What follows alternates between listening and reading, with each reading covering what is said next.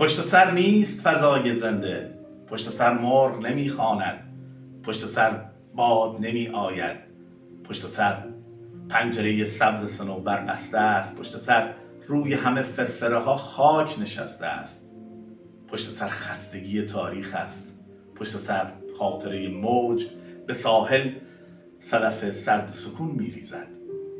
زندگی تر شدن پی در پی، زندگی آبتنی کردن در حوضچه اکنون است.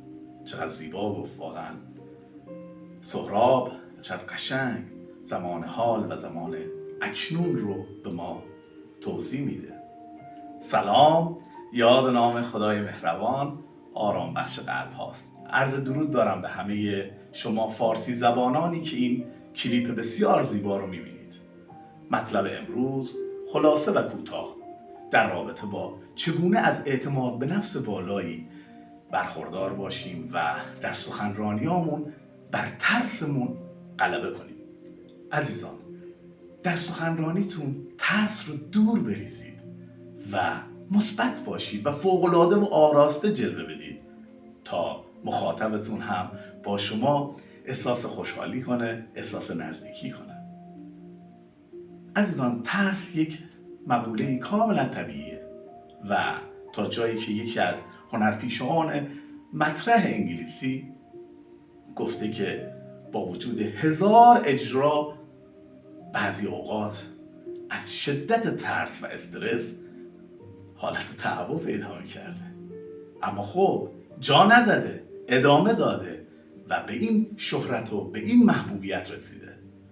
عزیزان، در سخنرانیامون باید صادق باشیم و با صداقت و از صمیم قلبمون با مخاطبمون صحبت کنیم، زیرا که مردم باهوشن، مردم متوجه میشن که تو راست میگی یا رول اون شخصیت رو داری بازی میکنی.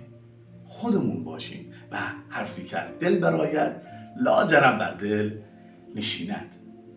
گاهی اوقات بعضی از افراد به خاطر مسائل پول و مسائل مادی و منفعت خودشون این شغل سخنرانی رو انتخاب میکنن.